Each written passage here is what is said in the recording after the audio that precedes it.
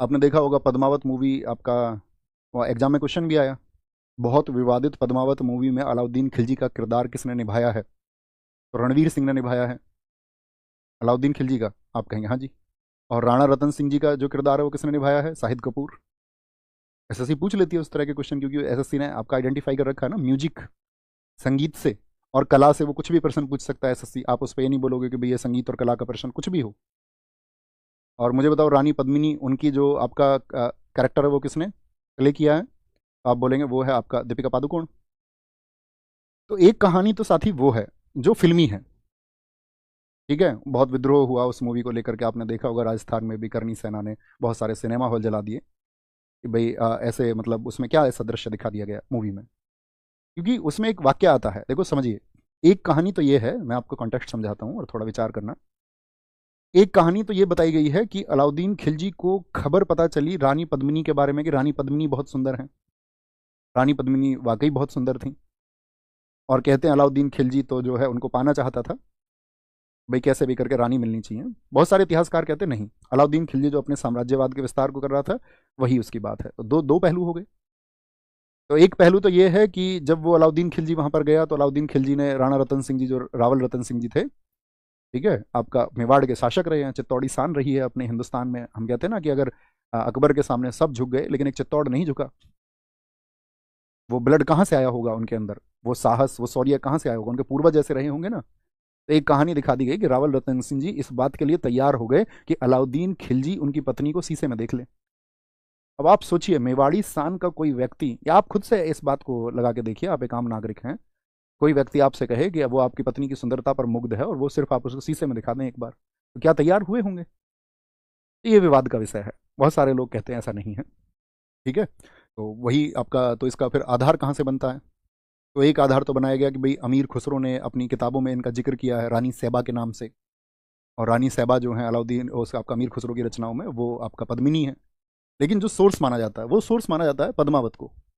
पद्मावत एक बुक है जो 1540 में लिखी गई, यानी कि युद्ध हुआ 1303 में, और किताब कितने साल बाद लिखी गई है?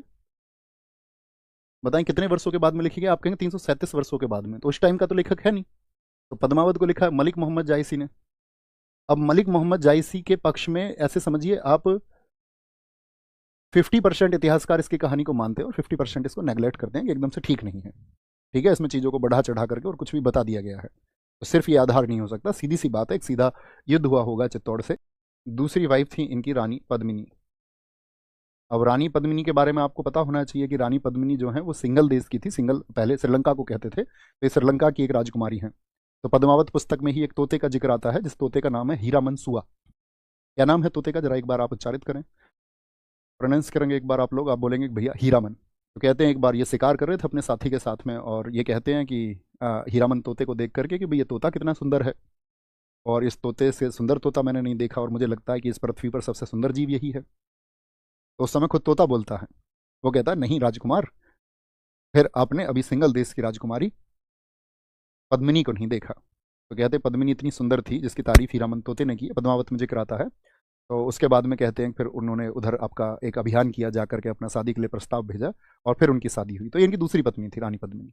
ने धोखे से राणा रतन सिंह जी को जो है आपका वो कैद में कर लिया।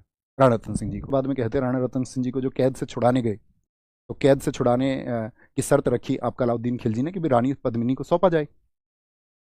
क्योंकि राणा रतन सिंह जी कैद थे, तो वो रानी पद्मिनी फिर गुहार लगाती हैं गोरा और बादल से, और गोरा और बादल कहते हैं कि ठीक है हम इसको लीड करेंगे। और बोलते हैं ना 700 डोलियां, डोलियां समझते हैं, पहले तो आपका दुल्हन किस में जाती थी? डोली में। तो 4 लोग कंधा लगाने वाले और एक अंदर बैठा हुआ। तो पुरुषों ने स्त्रियों के आपका कपड़े पहने, और उस कैंप में जहां आपका राणा रतन सिंह जी को कैद किया हुआ था वहां पर पहुंच गए ये लोग। अब कैंप में तो उनको तो चाहिए थी आपका रानी पद्मिनी आनी चाहिए, लेकिन रानी पद्मिनी तो आई नहीं, वो तो महल में ही रही, किले में ही रही। और पहुंच गए कौन? गोरा और बादल।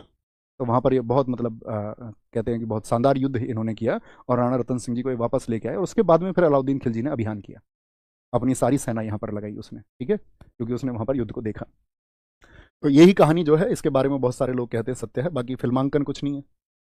फिल्मी दुनिया तो फिल्मी दुनिया है, आप जानते ही हैं। ठीक है, तो सेनापति कौन रहे इनके? गोरा और बादल। बहुत चर्चित प्रश्न है कि किसके समय पर आपका, या किस समय पर जिक्र आता। अब यहाँ पे लिखना वो धोखेबाज कौन है, यहाँ पे लिख लो, धोखेबाज का नाम रणमल है, रणमल। रानी पद्मिनी, जब आपका अलाउद्दीन खिलजी का आक्रमण हुआ तो उन्होंने अपने 16,000 जो साथ में उनके वहाँ पर महिलाएं थी उनके साथ में जौहर कर लिया। तो उसके लिए आज आप एक बार नरेंद्र मिश्र की कविता जरूर सुन के सोना।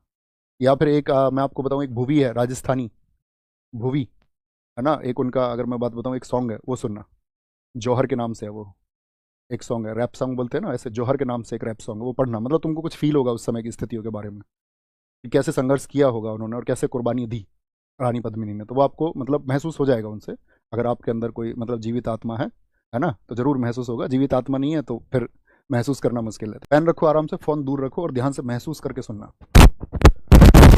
बहुत मतलब मैं बताऊं, मैंने सबसे ज़्यादा सुना होगा, एक तो पृथ्वीराज चौहान जी के ऊपर एक रैप सॉन्ग है उसको सुना, महाराणा प्रताप जी का सबसे ज़्यादा पसंद है मुझे, ठीक है, और एक जौहर, उसको आप सुनना, सुनोगे तो मतलब तुम्हें लगेगा कि यार तुम्हारे अंदर ब्लड पंप होगा उसको सुन करके। सुनाने का प्रयास करेंगे आपका कि इतिहास पढ़ा आंखें मूंदी और चैन से हम सब सो गए, खिलजी मुगलों को याद रखा बस सनातनी ही खो गए, क्या कायर थे हम लड़े नहीं। जैसे कि एक सवाल कि क्या मतलब कोई था ही नहीं हिंदुस्तान में, जैसे मैं आपसे हमेशा कहता हूँ कि ऐसा नहीं था, हमारा हिंदुस्तान वीर भूमि रहा है। कासिम के बाद में मैंने आपको बताया था कि हमने लगभग 300 वर्ष तक होल्ड करके रखा, गजनवी के टाइम से, गजनवी जब आया उस टाइम तक लड़े हैं हमारे हिंदुस्तान के वीर लड़े हैं। मैंने आपको बताया भी था उस संगठन के बारे में जो लड़ा। तो क्या कायर थे हम लड़े नहीं, क्या निर्बल थे जो खड़े नहीं, क्या जहर खुला किताबों में अब असली सच हम पढ़े नहीं। आंखें खोल तेरे सामने सच्चाई है, खून बहा है और लाशें भी बिछाई हैं, सनातन जिंदा क्यों, क्योंकि पुरखे कभी झुके नहीं, जौहर की लपटें इस बात की गवाही हैं, जौहर की लपटें इस बात की गवाही हैं। तो सुनो कहानी माँ पद्मिनी की, जिसने जौहर स्नान किया, आंख उठी जब खिलजी की, अपने शरीर को त्याग दिया, 1302 खिलजी निकला, मतलब 1303 पहुंचा तो 1302 निकला था वो आपका चित्तौड़ अभियान के लिए। 1302 खिलजी निकला, पद्मिनी को मैं पालूं, चित्तौड़ दुर्ग को फतेह करूं, मेवाड़ अधीन बना लूं, राजपूती मेरी दासी हो, कदमों में होगा केसरिया, रानी जो मेरी ना हुई मैं नरसंहार मचा दूं।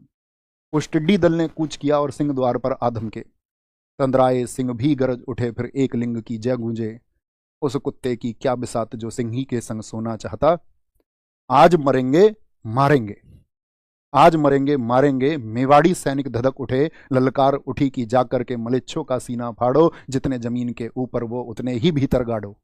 बजा युद्ध घोष तलवार उठी, रावल के सैनिक टूट पड़े, घोड़े से घोड़े भिड़ गए और हाथी से हाथी उलझ पड़े, पेट के अंदर छुरा भौंका, अंतड़ियां झट से निकल बाहर और हाथ कटा, आंखें धरती भी लहू लुढ़की, रक्तपात हुआ ऐसा कि पहाड़े की सेना कांप उठी, हाथ कांपते थे थर थर, टांगों के बीच से धार बही, धरती होगी लाल सुराही, कण कण वीर बखान करें, एक लिंगरा बेटा या खिलजी हाहाकार करें, रावल सी सेना साम महारी पार पड़े कोनी, जात दिखाई खिलजी ने शांत हुई मां रणचंडी, फरमान आया चित्तौड़ की महारानी को दिल्ली भेजा जाए। ये तब की बात है जब मतलब मैंने कहा ना उनको कैंप में कब्जा कर लिया, मतलब ये फिक्शन है, इसमें बहुत सारी चीजें मैंने कहा जो कहानियां हैं उसी के आधार पर उसको गाया गया, मतलब वो जबरदस्त है।